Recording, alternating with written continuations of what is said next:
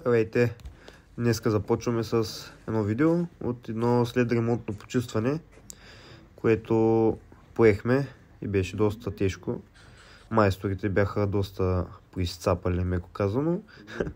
Може да видите какво става. Мазилка навсякъде и боя. Бокуци оставени, майсторите ги нямаше, не знам какво се беше случило с тях. Не съм ми питал, защото не исках да се случи нещо с мене. Беше мармалад, с две думи казано. Оставам ви да гледате цялото преобразуване, целият ефект, който постигнахме за 2 дена с моя колега на този 60 квадратен апартамент. Който и нещо е. Приятно гледане. Не е адекватно.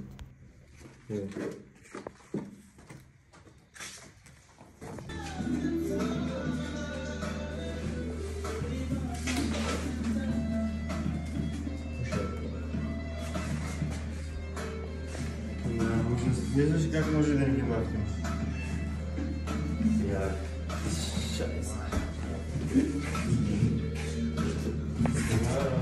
Как се ги...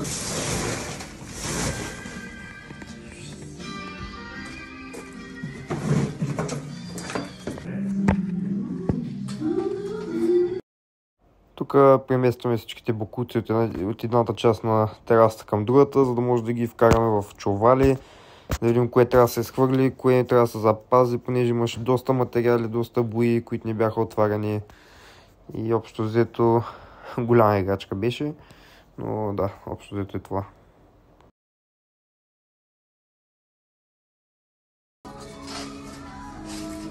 И тук махам текст от всичките прозорци, цялата дограма, лепенки.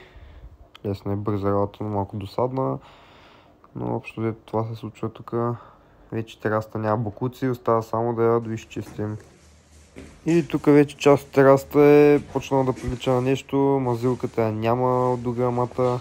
Поне част от мазилката. Има още места, където искаше да се търка, но като цяло се получаваше лека по лека. Пода беше фрапантно състояние и той трябваше да се оправи. Тук също виждате какво става.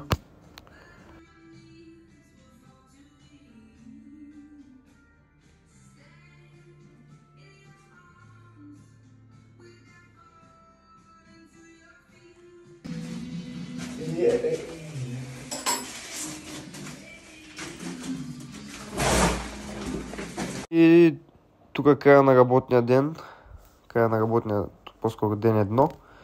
Виждате тук какво сме направили по дограмите. Почти готово. И тук започваме с ден 2. Продължаваме по-скоро.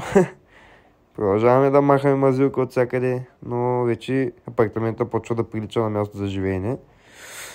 Така, терасата може да я погледнете докъде сме я докарали. Бих казал доста доволно от предвид какво състояние беше. Виждате, тук няма и следа. Може би има малко, но като цяло доста добре се получи. Дограмата е като нова. Клиентите останаха много доволни, както и ние. След като, така да се извини, не са такова майката след 2 дена чистене. Но общо взето е това. Тук също може да видите дограмата. И единственото, което стана е финални бокуци да се изхвърлят. Банята също може да погледнете как се получи. Общо взето доста добре стана. Доста труд хвърлихме в този апартамент, но мисля, че се заслужаваше. Определено останаха доволни. Тук също погледнете. Единствено стъклата бяха много надрани.